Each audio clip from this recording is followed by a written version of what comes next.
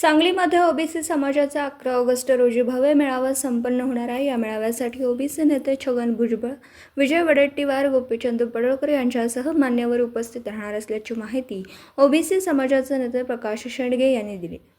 मराठा समाजाच्या आंदोलनामुळे ओबीसींच्या हक्काचं आरक्षण धोक्यात आलं आहे, त्यामुळे ओबीसी समाजामध्ये मोठा आक्रोश आहे। ओबीसी आंदोलनासाठी पुढील दिशा या मेळाव्याच्या माध्यमातून ठरवली जाणार आहे। मराठा समाज ओबीसीमधून आरक्षण मागतो, त्याला आमचा विरोध आहे। जर ओबीसी समाजातून आरक्षण दिलं तर आम्ही शांत बसणार नसल्याचा इशारा प्रकाश शेंडगे यांनी यावेळी दिला। ओबीसीना फोडून आपलं आरक्षण मिळवण्यासाठी हा सगळा त्यांचा प्रयत्न आहे। पहा, या राज्यामध्ये जर ओबीसी जर एकत्र झाला तर मात्र कुणालाही तो ऐकू शकत नाही। बाबासाहेब आंबेडकरांनी त्यावेळी स्पष्टपणे म्हटलेलं आहे, ओबीसी ये सोया हुआ शेर है, वो एक दिन जाग जाएगा तो पूरा देश जो है, पूरी देश की सत्ता हाथ में ले सकता है। ही ताकद फक्त ओबीसीमध्येच आहे आणि त्यांना कल्पना आहे, जरांगेनुसार कल्पना आहे की ओबीसी एकत्र होऊ द्यायचं नाही। ओबीसी एकत्र होऊ द्यायचं नसेल तर मग वंजाऱ्यांना वेगळं सांगायचं, धनगर समाजातनं बाजूला काढायचं। ह्या ओबीसीमध्ये फूट पाडायचा कार्यक्रम जो आहे तो केल्याशिवाय स्वतंत्रपणे जरांगे म्हणतायत तसं जरांगेंचं कुठलेही आमदार ते पाडू शकणार नाहीत किंवा कुठल्याही आमदार धक्कासा लावू शकणार नाहीत जोपर्यंत बाकी इतर समाज सोबत येत नाही। आणि म्हणून ह्या ओबीसीमध्ये फूट पाडण्याचा कार्यक्रम जो आहे तो त्यांनी थांबवावा, कारण ओबीसी आता काय वेळा राहिलेला नाही। सगळा ओबीसी समाज एकसंघपणे जो आहे तो आता रस्त्यावरची लढाई करायला तयार झालेला आहे। आमची हाकेसारखी मुलं आहेत, आमचे ससाडेसारखी आमची मुलं आहेत, तीसुद्धा आता रस्त्यावरची लढाई जी आहे त्या ठिकाणी सुरू झालेली आहे। आणि म्हणून रस्त्यावरची लढाई, एकीकडे न्यायालयीन लढाई आम्ही सुरू केलेली आहे, त्याचप्रमाणे राजकीय लढाईची सुद्धा तयारी जी आहे तीसुद्धा आम्ही तयारी केलेली आहे। त्यामुळे तिन्ही बाजूनं आमची लढाईचं आम्ही सज्ज आहोत। शेवटी पुन्हा एकदा सांगतो की जो ओबीसी की हित की बात करेगा वही इस राज्य में राज्य करेगा। केलं जर ते जरांगेच्या आंदोलनात बळी पडणार असतील तर मग काय इशारा राहील? हे पहा, असं आहे की या राज्यामध्ये शेवटी मतदान जे आहे ते कुणाचं जास्त आहे। आता ही मराठा विरुद्ध ओबीसी हा लढा जो आहे तो निश्चित झालेला आहे। आता पुढची जी विधानसभा जी आहे ती मराठा वर्सेस ओबीसी असंच होणार आहे। आता पक्षाच्या पलीकडे ही लढाई गेलेली आहे आणि त्याच्यामध्ये संख्याबळ जे आहे ते ओबीसींच्याकडे बाजूने आहे। आणि म्हणून ही लढाई जी आहे ही लढाई आम्ही नक्की जिंकू। जर आमचे उमेदवार आम्ही उभा करण्याचे पाहिलं तर आम्ही उभासुद्धा करू आणि ते निवडूनसुद्धा आणू। आणि सत्ता आणण्याचं सुद्धा जे आहे, सत्ता आणायलासुद्धा ओबीसी समाज मागे पुढे पाहणार नाही, कारण शेवटी आमच्या मुलाबाळांचं आरक्षण जे आहे त्यांचं भविष्य जे आहे जर उद्ध्वस्त होणार असेल तर या महाराष्ट्रातला ओबीसी समाज हा स्वस्थ बसणार नाही। ताकद आहे तुमच्या समाजामध्ये 100% आमदार पाडायची ताकद ही फक्त ओबीसीमध्येच आहे, इतर कुठेही करू शकत नाही। कारण ओबीसी सोबत या ठिकाणी मुस्लिम ओबीसी आहे, दलितसुद्धा जो आहे तो त्या ठिकाणी ह्या सगळ्या सोबत ज्यामध्ये दलितांनासुद्धा मोठा फटका बसणार आहे। आदिवासींनीसुद्धा यापूर्वीच विरोध केलेला आहे की त्यांनी सांगितले की हा घातक जो आहे, हा जिहाद जो आहे हा आदिवासींनासुद्धा घातक आहे। त्यांचे झिरोळ साहेब स्वतः त्या ठिकाणी उपस्थित, त्यानुसार विरोध केलेला आहे। त्यामुळं आदिवासींचा विरोध सगळ्या सर्वात जिहादला आहे, दलितांचा विरोध सगळ्या सर्वांना आहे, ओबीसींचा विरोध आहे, मुस्लिमांचा विरोध आहे।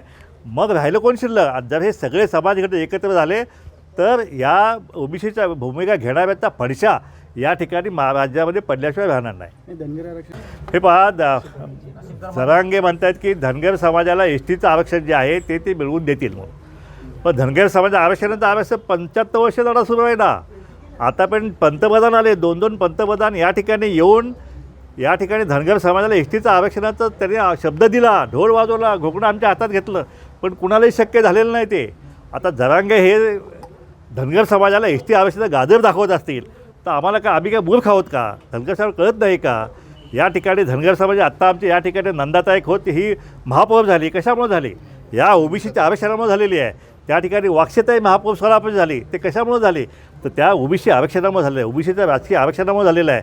त्या ठिकाणी दत्तामामा भरणे असतील, त्या ठिकाणी अनेक आमचे नेते मंडळी जे आहेत जे या ठिकाणी राजकीय प्रवास त्यांचा सुरू झाला तर ओबीसी आरक्षण सुरू झालेलं आहे। आणि हे ओबीसी आरक्षण जे आहे जर एकदा मराठ्यांना दिलं गेलं तर आणि मराठे घुसले तर एकही जागा, एकही जिल्हा परिषद सदस्य, पंचायत समिती सदस्य, त्या ठिकाणी नगरसेवक हे धनगर समाजाचं होणार नाही। आणि धनगर UPSC असतील, MPSC असतील, त्या ठिकाणी धनगर समाज आता मुलं जी त्या ठिकाणी होत आहेत त्या ठिकाणी शिक्षणाच्या जागा एकीकडं धनगर समाजाला पुतना मावशीचं प्रेम देत आहेत आणि दुसरीकडे त्यांचे समर्थक जे आहेत ते बाळासाहेब सराटे ते मात्र हायकोर्टमध्ये धनगर समाजाचा हे एनटीचं आरक्षण जे आहे त्याला चॅलेंज करतात। म्हणजे ही दुटप्पी भूमिका आहे। त्यामुळे धनगर समाजानं सावध असलं गेलं पाहिजे। आपलं जोपर्यंत एसटीचं आरक्षण मिळत नाही तोपर्यंत आपल्याला हे एन.टीचं आरक्षण जे शिवाजी बापू शेंडगे यांनी 3.5% ताट आपल्याला वाढून गेलं आहे ते आपल्याला सांभाळणं, त्याचं संरक्षण करणं हे प्रत्येक धनगर समाज बांधवाचं कर्तव्यच आहे. पण अशा मेळावा आहे आणि आता जरांगेच्या आता ओबीसी समाजाची भूमिका असणार आहे कारण की मनोज जरांगे पुन्हा उपोषणाला बसलेले आहेत आणि शांतता रॅली सुद्धा त्यांची निघणार आहे. हे पहा, मराठा आरक्षणासाठी पुन्हा एकदा जरांगेंचं उपोषण सुरू झालेलं आहे. उपोषणाचा 4था दिवस आहे. पण त्या उपोषणाच्या मागण्या मात्र जुन्याच आहेत. किती एकीकडे म्हणतात की या ठिकाणी सगळे सोयीचा जी.आर. कुठल्याही वेळी काढला गेला पाहिजे. सरसकट सगळा मराठा समाजाला कुटुंबांचे दाखले दिले गेले पाहिजेत. ते ह्याचं निजामाचं गॅजेट, त्या औरंगजेबाचं गॅजेट, ह्या सगळ्या गॅजेटचा उल्लेख करत आहेत आणि कुठल्याही परिस्थितीत ओबीसीतूनच आरक्षण देणार अशा प्रकारची या ठिकाणी उपोषणाच्या मागण्या जरांगेनं केलेल्या आहेत. याआधीसुद्धा प्रचंड दडपण त्याने निर्माण केलं. त्याला बळी पडून सरकारनं त्या ठिकाणी प्रत्येक जिल्हाधिकाऱ्याला आदेश दिले की कुटुंबाचे दाखले इश्यू करा. आता खिरापतीसारखे या कुटुंबांचे दाखले देण्याचं काम जे आहे करून ओबीसीमध्ये घुसवण्याचा सर्रास कार्यक्रम सुरू आहे आणि त्याच्यामुळंच ओबीसी समाज जो आहे तो त्या ठिकाणी रस्त्यावर उतरून जे आहे ते 2 हात सरकारशी करण्याच्या तयारीत आहे. आणि त्यातीलच एक भाग म्हणून या ठिकाणी सांगलीमध्ये आता रस्त्यावरची लढाई करायला सांगलीतला हा जो ओबीसी समाज जो आहे त्या ठिकाणी उतरणार आहे. 11 तारखेला एक मोठा एल्गार जो आहे तो या सांगलीमध्ये या महाराष्ट्रात सगळ्यात मोठा एल्गार म्हणता हरकत नाही. सगळ्या ओबीसी समाज सगळी नेते मंडळी एकत्रित येऊन एका व्यासपीठावर हा एल्गार या ठिकाणी करणार आहे. सरकारला आम्ही या मेळाव्यातून आम्ही इशारा देणार आहोत की कुठल्याही परिस्थितीत ओबीसी आरक्षण जे आहे त्यातला 1% सुद्धा हात लावला तर मग मात्र या सरकारला घरचा रस्ता दाखवण्याची ताकद जी आहे ती या महाराष्ट्रातल्या ओबीसी समाजामध्ये आहे. कारण 60% ओबीसी समाज जो आहे तो या महाराष्ट्रामध्ये आहे. जरांगे एकीकडं आमदार पाडण्याची भाषा करतायत पण जरांगेंच्या मागणीमध्ये किती तथ्य मला माहीत नाही कारण त्यांची संख्या 10 ते 12% फक्त आहे.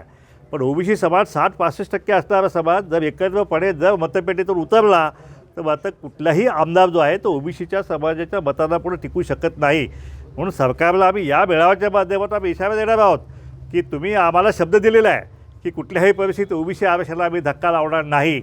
एकीकडं जरांगे म्हणत आहेत की आम्ही 80% घुसलेलो आहोत, 20% आता आम्ही घुसणार आहोत. तर त्याचं स्पष्टीकरण आज सगळ्यात सरकारकडून आलेलं नाही. पवारसाहेबांनी त्यांची काल परवा भेट झाली पण त्यातून काय निष्पन्न झालेलं आहे ते आम्हाला माहीत नाही. पण एक निश्चित आहे की पवारसाहेब असतील, त्या ठिकाणी देवेंद्र फडणवीस असतील, त्याचबरोबर उद्धव ठाकरे साहेब असतील, सगळे नेते मंडळी असतील, सगळ्यांनी आम्हाला शब्द दिलेला आहे की कुठल्याही परिस्थितीत ओबीसी आरक्षणाला धक्का न लागता मराठा समाजाला आरक्षण दिलं गेलं पाहिजे. त्याप्रमाणे आता मराठा समाजाला 10% आरक्षण दिलं गेलेलं आहे. 50% जे होते SCBC आरक्षण दिलं गेलेलं आहे. आम्ही त्याचं समर्थन केलेलं आहे. मग पुन्हा हे ओबीसीतून आरक्षण पाहिजे हे नाटक कशासाठी? पण सरकारनं स्पष्टपणे भूमिका घेणं आवश्यक आहे. आणि जर सरकार जरांगेच्या बळी पडून जर काय त्यांनी हा सगळेसुद्धा जी.आर. किंवा काय निर्णय घेतले तर मात्र या सरकारची गाठ जी आहे त्या महाराष्ट्र ओबीसीची आहे. जो ओबीसी के हित की बात करेगा वही इस राज्य में राज्य करेगा. ओबीसी समाजाची